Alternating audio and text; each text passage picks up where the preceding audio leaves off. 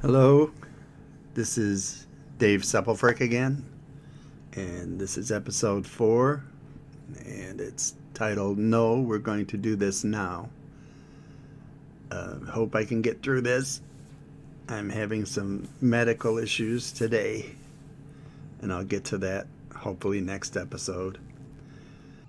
So now the wound is back again, and I did the only thing I could do. I went back to work. We couldn't go without money anymore. The wound hurt bad. All my joints were hurting, getting stiffer. I had the blood and pus coming in my stools, and I had these blockages where you can feel that your food isn't going down all the way through your intestines. There was like 4 spots especially. It felt like somebody poked me real hard with a stick. I know this is going to get gross and stuff, but I have to explain it. So my butthole kept getting tighter and tighter, and I would just leak out my bowel movements. I was losing my strength after a few months. I would have to go to the men's room at work and sit down a lot. I still did my job. I always did a little more than anybody else. One thing that my dad did teach me, besides how to drink, was that no boss would mess with you as long as you worked hard and did better than everybody else. So I'll give you examples of that part of my life where this helped me out too. But one day I hit my right elbow on something at work, right at the funny bone. It made my arm on that side hurt worse. I couldn't straighten my arm for nothing. That went on for a couple months. At least I was getting paid, catching up on some bills, but the blockages in my colon got worse.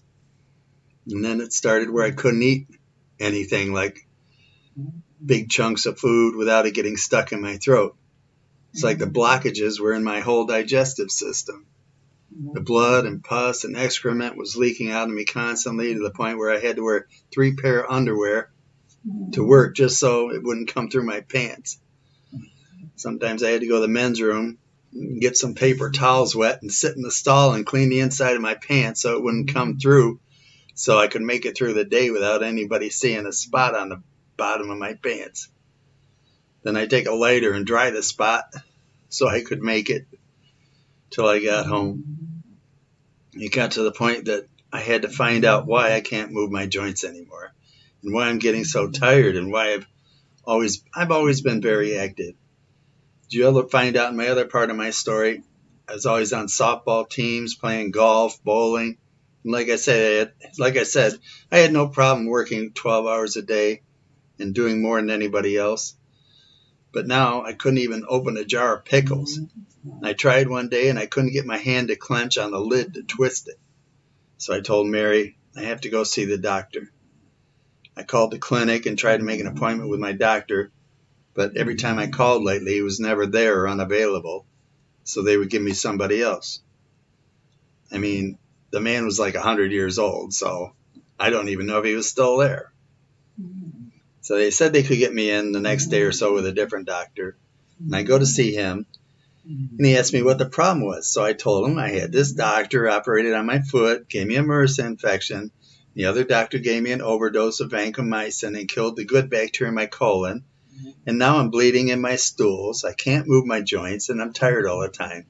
In my elbow, I can't straighten my arm. Then he looks at me and finally says, I know so-and-so. She's a good friend of mine. She's a very good doctor. And I'm thinking, this isn't going to go very well. So he checks out my arm, and he pushes down on it as hard as he can, and it's still bent in the same position. I think he could have hung from it, and it still wouldn't have moved. Then he said he was going to send me to a bone doctor, an orthopedic doctor. Mm-hmm. He's at the same clinic, and so Mary and I go to his office, and I tell him when he asks that this doctor gave me a MRSA infection, I got the vancomycin overdose, it killed the good bacteria, blah, blah, blah. And he looks at me for a while and says, I know both of those doctors personally. They are good doctors. They are good friends of mine. So now I'm just sitting there staring back at him. I didn't say a word. So he says, we're going to take some x-rays of your neck and your arm and your other joints. So I get all these x-rays taken and I go back to his office. And I can hear him talking and laughing out in the other room through the door. I don't know if it's just me, but maybe I have good hearing or something. But I can't believe these doctors don't realize that the doors are very thin and people can hear right through them. At least I can. So when he comes in, he's got a smile on his face. He's got these papers in his hand. And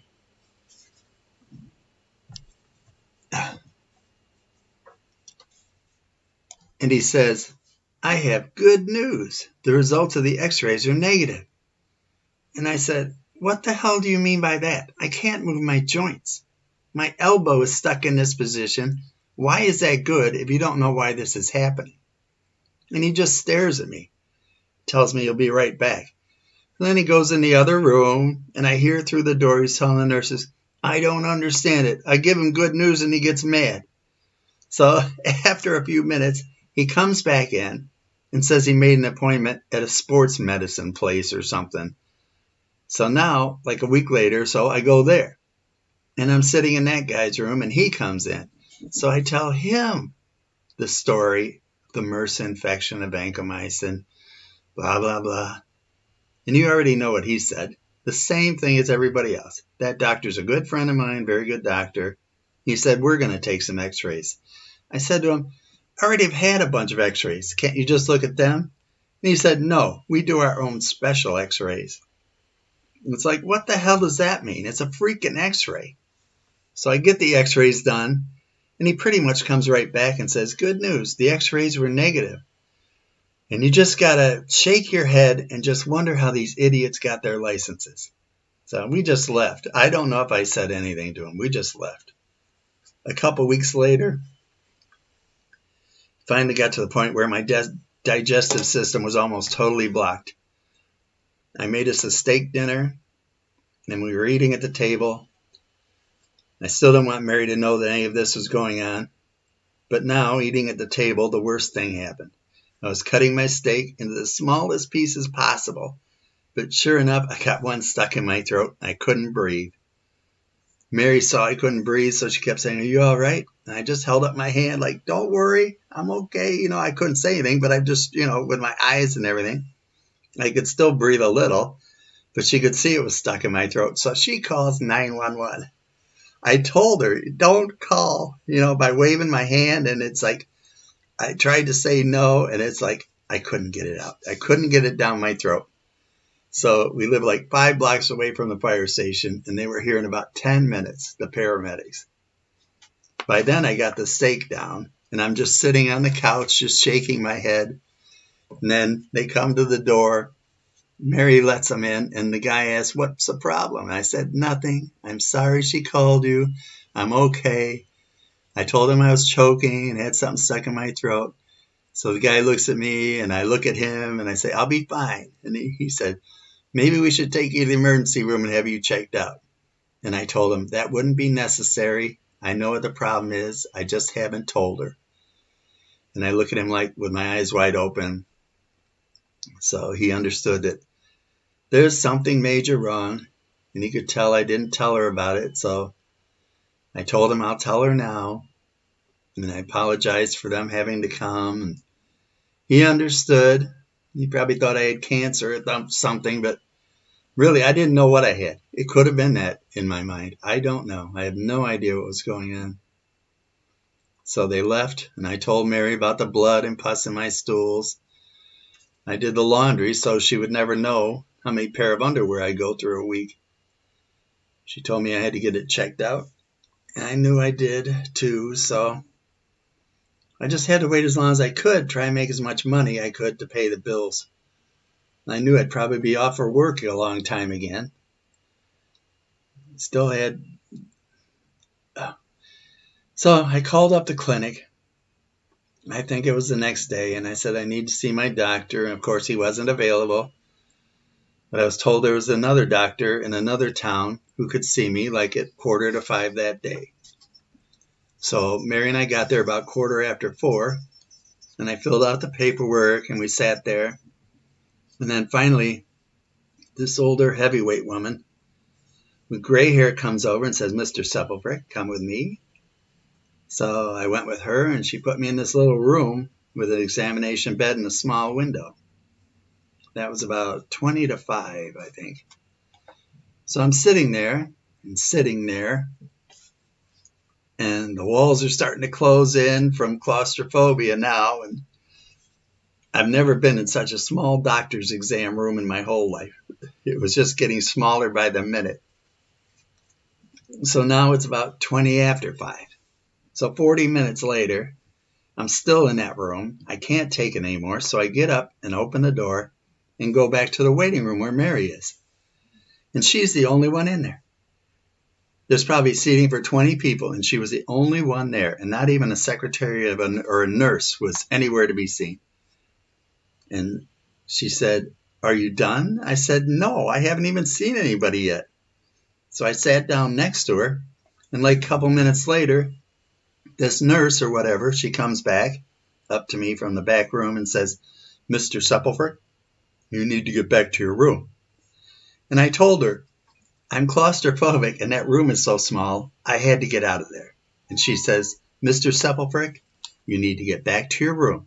The doctor is busy with a suicidal patient and will be with you shortly." So I asked her, excuse me, I asked her if I could just sit down with Mary until he was ready to see me. And she said, "Mr. Seppelfrick, you need to get back to your room. The doctor is busy with a suicidal patient and will be with you shortly." So I told her, again, if he's busy, I can make an appointment for a different day. And she said, "No, the doctor is busy with a suicidal patient. You need to get back to your room." So I finally just followed her back, and she put me in a room that was a little bigger at least. And now it's another 20 minutes. Then I hear her talking in the hall right outside the door. And a man says sternly, "Is that Mr. Seppelfrick still here?" And I can hear that woman say, "Yes, doctor, he's in like room 5. And you can hear when they take that clipboard that hangs outside the door. So he grabs that real loud. And he comes in the door. And you can tell he's all mad. So I get up to shake his hand. And he looks down at it and walks right by me. Then he said, "What is your problem, Mr. Seppelfrick?" You can just tell he's pissed off at the world every time he opens his mouth. So I tell him that a doctor did surgery on my foot and I got a MRSA infection. Then the other doctor gave me an overdose of vancomycin. And now I have blood and pus coming out of my stool and it's very painful. And I try and tell him the rest of the story. He just says, "Pull down your pants and underwear and get up on the table on your side and bend your knees." So I drop my pants in my drawers and I get on the table on my left side and bend my knees like I'm in a fetal position. Then I hear him open this drawer, which is at the end of the examination bed there, where you normally have your legs dangling. And he starts pushing all these tools around. And they sound like a lot heavier than a utensil drawer, being pushed around. It's like heavy stuff. And he's doing this for a few seconds, and bang, bang, bang. And he says, "I don't see what I'm looking for. I'll be right back." And he storms out of the room. So now it's like I'm figuring this is not going too well either. So he comes back a couple minutes later. And he slams open the drawer again and starts doing it again with all these tools, just banging them around in the drawer. And he says, "I still can't find what I'm looking for." And he storms out of the room again. And I'm just laying there on my side in a fetal position with my pants off, wondering what the hell is going on. Then he finally comes back in the room a few minutes later. He opens the drawer again, pushes stuff around again. Then I tell him what I told the woman, that if he would rather I made an appointment for a different day because of that suicidal woman, it wouldn't be a problem. And he said, "No, we're going to do this now." Then he says, "Here it is." And he slams the door shut. So I'm laying there in a fetal position, and all of a sudden, he slams this thing. He just shoves something into me so hard, the pain is totally unbearable. And I started screaming, "No, God, no." And it's just hurting and burning, and the pain is totally unbearable. And I just scream and start crying. It just seems like minutes go by and the tears are coming out and the pain is unbearable. And I don't know how long it was, but then he finally took it out. I told you my anus had closed to where I could hardly go to the bathroom, and he's ramming this huge thing in me that feels like it's got nails sticking out of it or something. And I'm laying there, and he rams it in again. Again, the pain is totally unbearable. I'm crying and screaming, and he says, "Shut up. I have to do this 4 times, and if you don't let me do it, the surgeon will have to do it all again tomorrow." As he continues his ram this thing in me, and I'm screaming, and I'm cussing, and I'm crying, and I can't stop. And after a few minutes, he finally takes it out again, and I'm catching my breath, trying to get my wits, trying to breathe normal again, and he rams it in me again. I have no idea what to say anymore. I'm in total shock. I'm crying, screaming, a man in his 40s. I don't know what the hell is going on to deserve this. He keeps ramming it in there for I don't know how long it was. I think it got to the point where I even didn't cry anymore. There were just no tears, just screaming. Then he finally took it out. I'm in total shock. All I know is he's going to do it again because he said he had to do it 4 times. And I sure as hell don't want to go through this again with a surgeon. But I'm waiting, and it's just unbelievable. I don't know what's going on. And there's the 4th time, and I know it's coming, and I'm in shock. I really don't know what to do. He puts this thing in me for the 4th time, and there was no pain at all. Whatever he put in me, I could tell it was lubricated, and it had to be small, a lot smaller. And it's like he's showing me that he didn't have to hurt me to do the test. Then he says, nicely, "Yes, I can see it's very bad down here. I'm going to have to schedule with a surgeon just first thing in the morning." And he pulls the thing out, no pain at all from this tool that had to be lubricated. And he tells me to put my pants on. He was going to go get a nurse to schedule me with a surgeon. And he walks out of the room. I'm still in shock. And I slowly sit up. I slowly slide off the table and grab my pants and underwear and pull them up. I'm still in shock. It's like the Twilight Zone. I have no idea what I ever did my whole life to deserve what just happened to me. And I'm wiping my face and trying to compose myself because Mary is still sitting out in the waiting room. And I didn't want her to see me like this. So I'm still in pain from the other times he shoved that thing in me. And I'm walking very slowly. I just wanted to get back to Mary and get the hell out of there. So I opened the door to the exam room, and I'm slowly going down the hall towards the waiting room. And I walk by this door to my left, and I hear that woman again. And she says in a loud voice, "Did you take care of Mr. Seppelfrick?" And he said, "I took care of him all right." And I hear all this laughter. It wasn't just him and her in the room. There were many people, many voices, mostly women, but there had to be at least another man in there, I think. Many people. And all I'm thinking while I'm standing there is that he had time to clean himself and this tool, and he's showing the tool to everybody, which makes them all laugh. And it wasn't just a short laugh. It was a long, extended laugh. And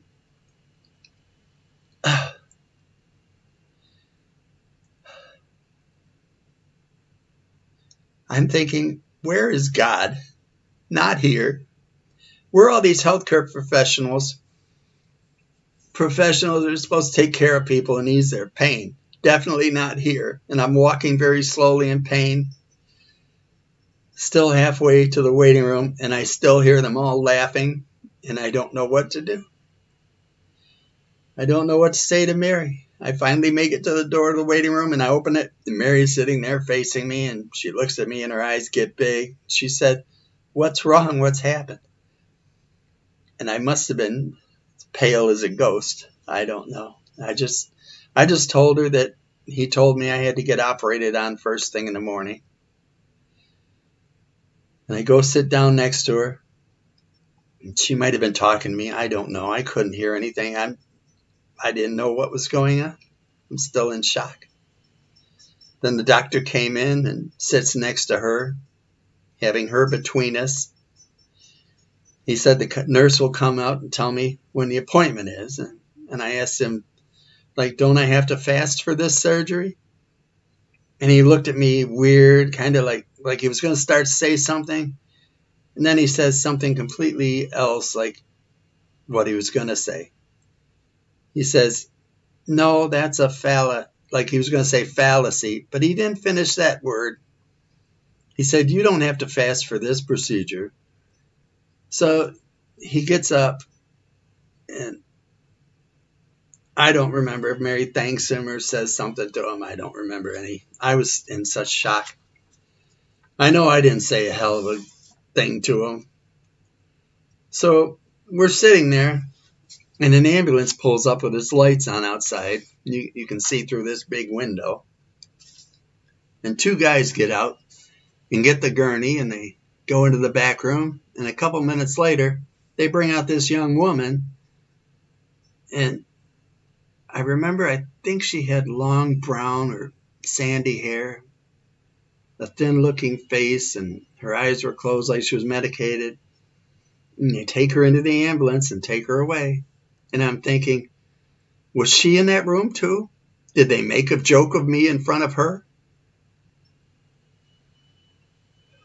We got tired of waiting for the nurse, so we just got out and went to the car. And Mary said, "Maybe you better go home and fast." And I said, "No, I'm going to the club, and I'm going to get drunk." So we went to the club, and I proceeded to get drunk.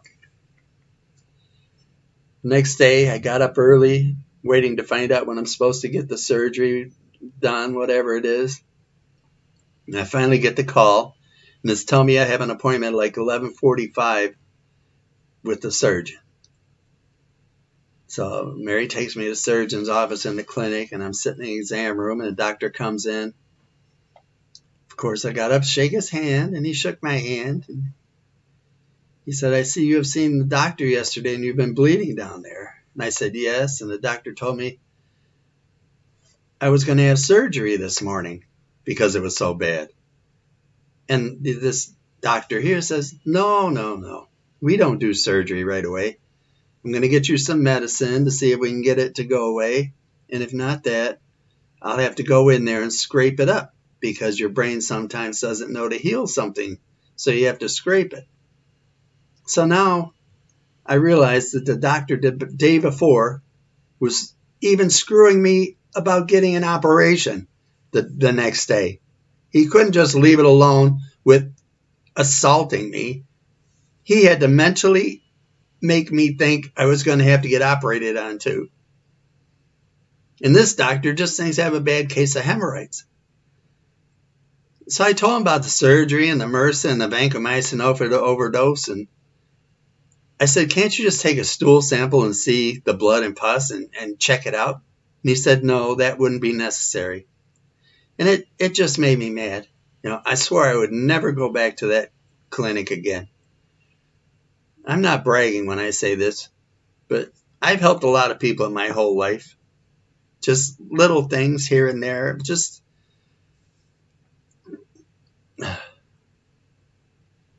I just don't know why this happened to me. And a lot of people say, "Well, why didn't you go and report this?" Well, I did. I did report it. And in the next episode, we'll get into that and what answers I got or non-answers that happened with all that too. So, and please share my story. Like I said, none of these doctors will help me anymore. They know something major is wrong with me, and they know there are probably thousands, if not hundreds of thousands, other people there, just like me, that have had the good bacteria killed in their colon, making them sick. We'll talk about that too. The drug companies, they don't want you to know. They want you to pay thousands of dollars for their treatments when they know it could be cheaper somewhere else, but it's a cover-up. And as far as I know about these doctors I told you about, as far as I know, they're still practicing. The thing is, you report these doctors to these hospitals and healthcare corporations, and they don't want to turn them in. They're probably afraid of litigation or something. I don't know. But you think a doctor is gone, and they just take their practice elsewhere. First, maybe they move to another county, then they move to another state, or in another state after that. And that has to change. These doctors shouldn't be able to move around. Like I said, the next episode will tell you what happened when I did turn these people in and where I am medically. So I appreciate it all, and please share my story. Thanks.